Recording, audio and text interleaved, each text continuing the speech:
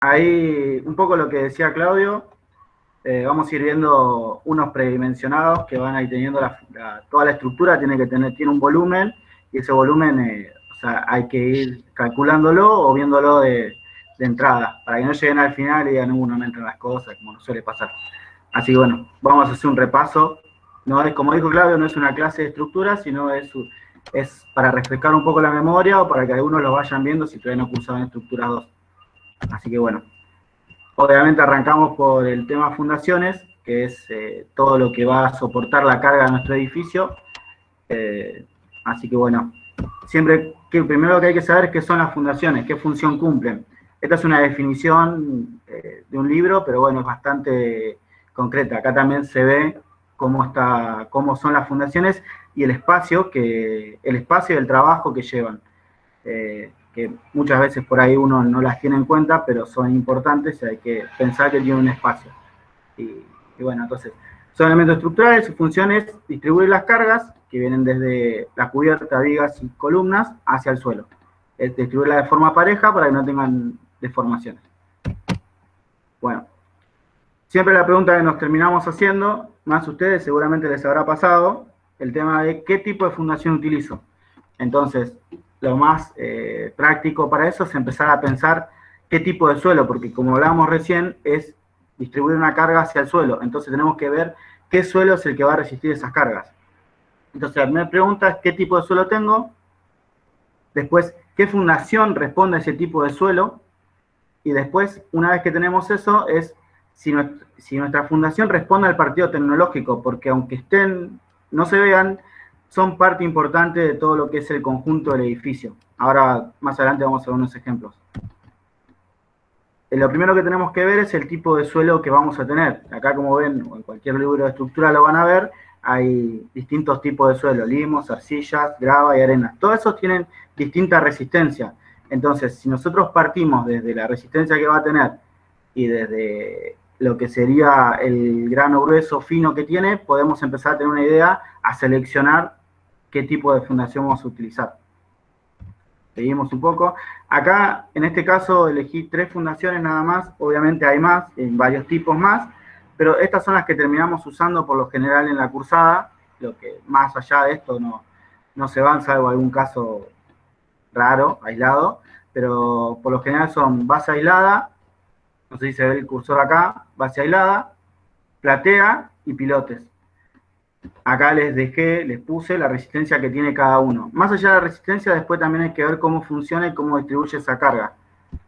¿Por qué? Porque para ciertos casos va a convenir, más allá de todo, utilizar el pilote porque funciona de punta y a tracción. O sea que si lo quieren levantar, no van a poder. ¿Está bien? Entonces, estos serían como las 3 fundaciones principales que van a utilizar. Después de esto es lo que les comentaba, como hablábamos del conjunto del edificio, que tienen que ver si responde al partido tecnológico elegido o si no responde. En este caso, la conocen la casa sobre el arroyo. Fíjense que no utiliza una base normal, utiliza una base de piedra, una base de rocas, por la estructura que está soportando. Es un arco, y como el arco tiene fuerzas horizontales también, entonces utiliza esta parte para que todo este arco sostenga la casa, que a su misma vez también sostiene todo lo que es arriba del edificio, toda esa estructura de hormigón, y termina armando el acceso a la vivienda. En este ejemplo se ve para que lo vean de que va a depender también de todo el partido tecnológico como un conjunto y no simplemente como pongo una base, pongo un pilote o pongo una platea. Así que bueno, eso por un lado, seguimos. Este es otro ejemplo de que la fundación es una fundación particular, está elegida acorde al proyecto. Si ven en el corte, la casa Cariló de Luciano Cruz, es toda una casa de hormigón, y en la parte que está de voladizo se utilizó una base muchísimo más grande con pilotes, porque es una gran carga la que tiene que distribuir hacia el suelo, y aparte va conformando, o sea, de la forma que está hecha la columna, la forma que está diseñada, que el detalle que se hizo, hace que tenga una carga puntual y se pueda distribuir hacia el suelo. ¿tá? Y va acompañando lo que es la idea tecnológica de la vivienda. Después, acá en esta imagen, esta 2, se puede ver bien cómo, inclusive, si ven también, en esta parte de la vivienda, ahí está el núcleo, ahí están los baños, y esa parte también descarga sobre esa columna. O sea, está todo pensado en función de cómo va a descargar toda esa estructura sobre esa columna y cómo hacer para dejar el espacio libre, porque tranquilamente también se podría haber hecho vigas normales y una seguilla de columnas acá, pero no iría con la idea que se quería utilizar. Fíjense cómo de este lado termina dejando todo limpio y hacia atrás está la columna puesta. ¿Está bien? ¿Se escucha ahí? Sí, ¿no? Pues yo me siento aquí hablando solo. Sí, sí, se escucha perfecto, Wally. Y aprovecho la intervención, la interrupción para reforzar una idea que estás planteando y me parece interesante, que es el partido tecnológico, en definitiva, responde al partido proyectual. Claro. O sea, yo tengo una idea de proyecto y la resuelvo tecnológicamente de alguna manera. Y este caso que vos presentás, Wally, el de la Casa Carilo, la de Krug, demuestra muy claramente cómo la estructura no es un inconveniente, sino todo lo contrario. Refuerza la idea que tiene ese conjunto de esa pieza que está volando, que baja con esa placa finita de un triángulo invertido. Y otro tema que hablamos en la teórica es de cómo actúa la lógica, ¿no? Cuando vos ves el dibujo del corte, es como muy lógico pensar en este esquema cómo ese triángulo que baja va a descargar en un triángulo inverso hacia el otro lado. Es como que están chocando dos fuerzas, que es lo que estudiamos tantas veces en física, el tema de la acción y la reacción, ¿no? De manera de llegar a un punto de esfuerzo neutro que impide el movimiento, ¿no? Que es movimiento cero. Era para comentarlo, muy, muy fuerte y muy bien elegido el ejemplo de la Casa Carilo, Wally. Perfecto, gracias. Sigo. Siga, tranquilo. Esto no es algo construido, pero bueno, es una corrección, una parte del proceso de una estudiante del año pasado, que justamente lo que quería mostrar acá también es que se puede utilizar distintos tipos. O sea, acá en este caso ella había elegido base aislada. Otro podría decir, como tenés una cubierta metálica y tiene que funcionar tracción, puede ser pilotes también. Pero no siempre también esto tiene que ser de esta manera. O sea, estamos abiertos al debate y a ver cuál es la mejor solución. No es 2 más 2 es 4. O sea, lo bueno de todo esto es que todos tenemos distintas maneras de solucionarlo. Hay que pensarlo y hay que tratar de que funcione de la mejor manera, pero hay que pensar que uno puede tener una idea y otra persona también tiene otra idea y las dos pueden funcionar. Alguna va a responder más o menos, sí, pero no es un 2 más 2 es 4, o sea, hay diversidad en las opiniones. En este caso, una estructura independiente, columnas circulares. Si ven un detalle, que la columna que sostiene a lo que es la cubierta principal es un poco más, el diámetro es mayor a las otras columnas porque es más alto y está soportando otro tipo de estructuras. Así que, bueno, eso, y justamente se usó de esta manera porque la idea de este proyecto era tener una cubierta metálica que tenga varios volúmenes adentro que van saliendo y entrando. Pero todo se convivía sobre esta gran estructura metálica que está acá. Entonces, como ven, esa fue la idea y por eso se llevó de ese lado. Entonces se pensó si la fundación respondía al partido tecnológico y al partido proyectual que se necesitaba. En este caso, este tipo de columna que se adoptó es para responder al partido proyectual que se intentó llegar. ¿Te acordás de este ejemplo, Claudio? No sé si te acordás. A ver. Perdón, te contestaba, pero estaba muteado el micrófono. Sí, me acuerdo perfectamente. Bueno, acá lo que se deja acá, según el reglamento CIRSOC 201/2005, que es el que se usa acá, le dejamos algunas dimensiones aproximadas de lo que podrían ser unos predimensionados de bases aisladas. Todos estos predimensionados que le vamos a ir dejando se hicieron en base a edificios más o menos del tamaño que van a tener ustedes. Algunos van a ser un poquito más, otros un poquito menos, pero para que sepan por lo menos por dónde encarar, que son siempre es eso lo que los traba un poco, no os traba todo, es decir, de cuánto es la base, con la altura que tiene que tener, la profundidad, entonces con estos ayuda a memoria, por así decirlo, los van a ir guiando un poco para que se le haga un poquito más fácil toda esta cosa, esperemos que se le haga más fácil. Sí, Wally, aprovecho para reforzar esto que vos estás diciendo. La idea es que esto que está comentándole Wally, que les está en algunos casos refrescando a los que cursaron Estructuras 2 y en otros casos descubriendo nuevo porque todavía no la cursaron, es para que entendamos que esta cuestión de los volúmenes y de las dimensiones las tengo que tener en cuenta en la etapa del anteproyecto y la formulación del partido proyectual.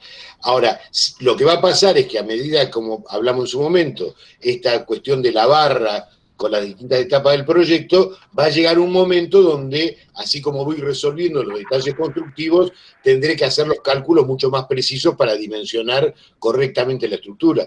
Lo que no me puede pasar es que tenga una idea de una resolución de un espacio que después cuando haga el cálculo me dé cuenta que no verifica para nada. Entonces, en este sentido, lo que les está planteando Wally tiene que ver con esta ayuda, es decir, tienen algunas pautas para predimensionar, para prefigurar qué volumen voy a estar utilizando con el tema de la estructura. Aprovecho, Wally, discúlpame, No, sí. para preguntarle a Rocío. Rocío, ¿se está escuchando bien en la retransmisión? Rocío. Se está escuchando, no, tenía el micrófono muteado. Los chicos me dicen que se escucha bien, así que tranqui. Ah, perfecto. Gracias, Ro. Bueno, siga, Wally, adelante. Seguimos. ¿Sí? Una consulta. Tengo una compañera que está tratando de entrar al otro Meet y no puede. Es raro. Rocío, le estoy dando a aceptar a todos, me están llegando varios, pero ahora no me llegó ninguno todavía. Bueno, ahí está. Pedirle que vuelva a pedir autorización. Por ahí, como entraron varias seguidas y no se le pudo dar la aceptación. Bueno, dale, gracias. Dale, Wally, adelante. Listo.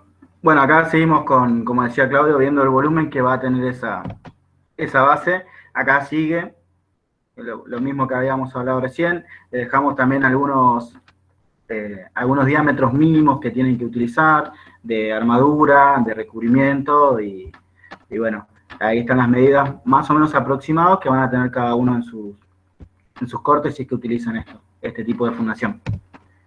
Bueno, acá lo mismo, pero con los pilotes también, según el reglamento que se usa en Argentina, le dejamos algunas proporciones que van a tener, algunos diámetros, como acá, del tipo de armadura y demás. Así que bueno, para no meter mucho en el cálculo, porque si no explicar todo termina siendo una teórica de estructura, me parece que lo podemos ir pasando así a esto. Y después, además de eso, además de las fundaciones, hay que pensar en todos los elementos. Entonces van a tener cubiertas, van a tener vigas, van a tener columnas, y acá hacemos un repaso también un poquito de los demás elementos estructurales. Hay otros que son cubiertas, vigas y columnas. De distinta manera transmiten la carga, las cubiertas de manera superficial, las vigas de manera lineal y las columnas de manera puntual. Eso ya algunos ya lo saben, que bueno, cómo es la línea de la carga, cómo va hasta la base y después hacia el terreno. Y ahora les dejamos acá, en este caso, como siguen, algunos predimensionados para que vayan teniendo en cuenta con respecto a una losa en una dirección, una losa en dos direcciones, las armaduras mínimas, los recubrimientos que tiene que tener esa armadura para protegerla, porque el recubrimiento que tiene es proteger justamente esa armadura, si bien no es un cálculo estricto, pero cuando ustedes tengan el corte tiene que ser todo lo más lógico posible, más allá del conjunto, tiene que verse bien, no poner cosas muy fuera de lo común. Acá se deja también el tema... disculpa, Claudio, una cosita. No. Quería, para que que todos estén al tanto, que estamos grabando la charla y que a partir de mañana va a estar colgada en el canal de YouTube, digo, para que sepan que todo este material les queda para que lo puedan consultar en cualquier momento, ¿no? Claro. También están puestos, como algunos verán, que los hierros van en una parte, como van tomando siempre la tracción, en algunas partes van en la parte inferior de la losa y después suben hacia los apoyos y demás. Entonces ahí se les deja también la proporción. En la armadura principal, sobre el apoyo, tiene que ser la luz dividido 5, ahí levantan. Y la armadura principal, cuando llega al borde de la losa, la luz dividido 10, y eso es lo que levantan ahí. Para que vayan teniendo una idea de cuánto es aproximado lo que tienen que ir dibujando después. Después, con el predimensionado de vigas hacemos lo mismo. Le dejamos la armadura a colocar es un mínimo de diámetro 10, diámetro 8, perdón. Y acá en esta parte tienen los elementos, cuánto es el predimensionado, o sea, la luz dividido 16, si es simplemente apoyada, dividido 18,5, con un extremo libre, empotrado a ambos lados, luz dividido 21, y emboladizo luz dividido 8. Aconsejable adoptar, siempre terminan adoptando esta parte, ¿está bien? O sea, luz sobre 10 y luz sobre 12. Y acá le dejamos algunos esquemas de cómo irían las vigas armadas con los hierros. Bueno, predimensionado de columnas, lo mismo. Le dejamos unos mínimos según código y según el reglamento, cuánto es lo que deberían utilizar, tanto para vigas para columnas rectangulares como para columnas circulares. Un recubrimiento y la separación de los estribos. Eso es para que vayan teniendo una idea de saber que si quieren hacer columnas circulares, tienen que tener mínimo 35. Y rectangular mínimo 20 por 20. Después, quizás, seguramente van a necesitar más, sí, pero ya tienen una base de dónde partir. ¿Está bien? Claudio, ¿algo para acotar? ¿Alguien más? Así, pasamos a los ejemplos. Nada más. Y no sigo. Perdón, estaba sin el micrófono. No, te decía que me parece que está perfecto. Yo creo que simplemente a reforzar lo que vos estás diciendo, Wally, el ejercicio que vamos a llevar adelante no es un ejercicio de un proyecto definitivo, sino que es acercarnos a la resolución del proyecto a través de resolver cierta parte de la obra. Entonces, lo que les está planteando Wally tiene que ver justamente con ayudarlos a que en estos detalles que ustedes van a ir resolviendo tengan una prefiguración. Cuando Wally les dice que una viga puede ser calculada luz sobre 18, pero que él aconseja luz sobre 12, ¿no? O luz sobre 10 en algún caso, es que estamos trabajando con ese margen. Ese margen es que me va a permitir en el dimensionado que yo tengo, en el predimensionado que yo tengo al hacer un proyecto, saber qué espacio ocupa y cuál es el juego que puedo tener, hasta un juego mínimo o un juego máximo. Entonces, en eso yo puedo ir definiendo los espacios. Si no tengo esos parámetros, yo puedo decir, y tengo, como hablábamos hace un rato, tiro una luz de 25 metros y le pongo una viga de 15 centímetros de altura. Y eso no resiste de ninguna manera. Entonces, voy a tener un mínimo y un máximo, y sobre eso puedo especular para armar el espacio. ¿Ya? Bien, Wally, con el tema, va muy claro. Perfecto, si se entiende bien. Bueno, acá hay otro ejemplo que si bien no es netamente de viga, columna y losa, pero me pareció un ejemplo interesante. El Museo del Arte Moderno de Río de Janeiro, cómo utiliza el pórtico, que lo utiliza desde el lado, desde el partido proyectual y desde el partido estructural, todo va en conjunto. Cómo le da, si se quiere decir, una vuelta de rosca a un pórtico para apropiarlo a ese edificio y que sea de ese edificio. Es como hablábamos el otro día con los chicos. Se sabe que este corte es de este edificio, eso también es lo que uno va logrando cuando va trabajando tanto estructura como partido funcional, desde lo que uno quiere lograr. Acá, como ven, usa un pórtico de otra manera, le genera en la parte inferior dos patas que eso soportan la losa inferior. Y en cambio, los pisos superiores están colgando desde la gran viga que va de punta a punta. Acá no se llega a ver, pero bueno, tiene todo el diagrama de cómo actúan las fuerzas en corte y demás. pero me pareció interesante mostrarlo este proyecto para que vean también que si quieren hacer grandes espacios, van a necesitar una estructura grande, pero que no siempre quiere decir que esa estructura grande, o en grandes dimensiones, les juegue en contra. En este caso le da un aspecto, le da una impronta, o sea, es parte de ese edificio esta estructura, como se ve en este también. Lo que se quiso lograr en este edificio es que tengan plantas libres, y lo termina teniendo, o sea, si bien arriba tiene tensores, pero los tensores son mínimos y la vista que tiene es muy amplia, entonces se puede utilizar de distintas maneras ese lugar. Y no le jugó en contra la estructura, todo lo contrario, le jugó a favor para definir la forma del edificio. Quiero hacer una muy pequeña acotación nada más, o sea, sí. Respecto de lo que son las cosas, lo grande, lo chico, no importa, o sea, esto es cuán proporcionado es. Claro, exacto. Este pórtico, si uno lo mide en metros, es una bestialidad enorme. Ahora, es de este edificio y hasta en la proporción casi que es hasta chiquito, ¿no? Entonces, claro. Bueno, hacía estas cosas el tipo este que estaba desquiciado, pero te forzaba absolutamente todo. Es muy grande en dimensión, pero es súper justo con el tema de las relaciones y de la percepción de eso con respecto al todo. Entonces, eso también es un tema a ver, ¿no?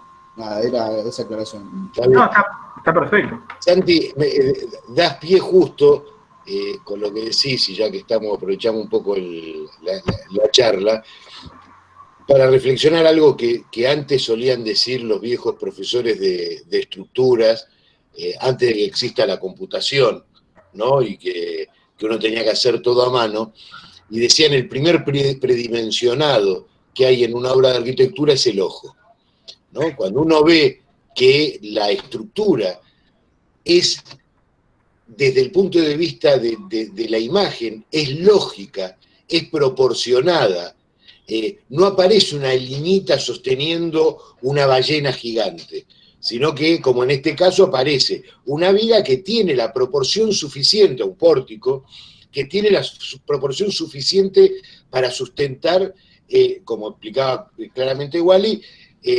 colgar las losas superiores y la losa inferior trabajar con un pórtico que funciona de manera prácticamente inversa en cuanto a la inclinación que el pórtico principal. Y hay un tema que es interesante en este ejemplo que pone Wally también, que cuando uno ve ese pórtico y ve la inclinación que tiene, lo primero que uno se imagina es que al descargar esa fuerza entra en el terreno en forma inclinada la fuerza. Entonces puede haber un desplazamiento en horizontal. O sea, no solo hay una resistencia en vertical, sino en horizontal. Y ahí aparece la resolución de esas bases con pilotes, que lo que hace es anclar el edificio y no solo descargar la tierra en forma vertical, sino impedir que exista un movimiento en horizontal del edificio, ¿no? Digo, volvemos al tema que hablábamos siempre. La resolución constructiva de una obra responde a sistemas de lógica pura. Es simplemente pensar los conceptos básicos. Bueno, perdón, Wally, seguí tranquilo. No, está perfecto, estaban buenas las acotaciones, así que... Bueno, acá lo mismo que habíamos visto recién, lo que decía, y un ejemplo más de un partido tecnológico, Viga Vierendel, en este caso, bueno, es algo metálico, es una estructura metálica, y acá también pasa lo mismo, un poco como venimos hablando siempre, o sea, es un tipo de resolución que se utilizó para este edificio desde la idea de como edificio mismo. Entonces, como se necesitaban estas grandes luces, estos grandes espacios acá, se optó por esto. Y acá también es donde la estructura también forma parte del espacio, de la diagramación, de lo que sería la planta, porque fíjense que esta gran viga Vierendel que está de este lado, está acá, está anclada sobre los núcleos. Entonces, los mismos núcleos, al ser todos de tabique hormigón, terminan siendo parte de la estructura también. No solamente las vigas Vierendel, que terminan apoyando, o sea, se terminan anclando a esos tabiques. Y acá se ve mejor en esta imagen cómo son estas grandes tabiques que conforman lo que serían los núcleos verticales, están sujetos a, a esas grandes vigas Behrendel. Si no veo mal, fíjense el tamaño de esas vigas Behrendel, no sé si se alcanzan a ver, creo que hay operarios por acá, y mírenlo en la proporción de los perfiles esos con respecto a la gente que está trabajando. Es como lo que hablábamos recién, el espacio que tienen eso, pero fíjense que no queda, no parece grande con respecto a lo que es la totalidad. Y acá, bueno, también me pareció interesante poner este corte para que se vea cómo van haciendo desde una idea muy chica a veces, terminan estos edificios, o sea, a esa resolución se llega, con una simple idea de lo que se quiere lograr, con un corte a mano, como lo que hablábamos la otra clase, de perderle un poco el miedo al croquis, a intentar pensarlo desde ahí a veces, y no ir tan directamente a resolver todo ya, sino de a poco ir soltándose, y de esa manera después se llega a resolver lo demás. Y bueno, este es un partido, o sea, se eligió esto, lo que hablamos el otro día con algunos, este caso es el Viga Behrendel, si lo ven que tienen las flechas cruzando, no son Viga Behrendel, las Viga Behrendel lo que permiten es tener mayor visual. No sé si se alcanza a ver acá abajo a la derecha, yo lo tengo a la derecha. Perfecto, se ve, Wally. Entonces ahí, fíjense que lo que hace la Viga Behrendel, lo que tiene, es que al no tener esas diagonales, tiene mejores visuales hacia el exterior. Entonces, también hay distintos tipos de vigas, se elige la Behrendel, una de las cuestiones por la cual siempre se termina eligiendo es porque no tiene esas diagonales que hacen que tenga una visual más limpia hacia el exterior. Y bueno, no sé si alguien quiere acotar algo, alguna duda, algo. Esta es la última. No, me parece perfecto, Wally, la verdad que te felicito, fue una muy buena charla. Si alguien tiene alguna duda, la puede ir planteando o abrir el micrófono o plantearla por el chat. En el caso que nos estén escuchando por el otro Meet, por el que maneja Ro, en todo caso pueden hacer preguntas por el chat y Ro las retransmite.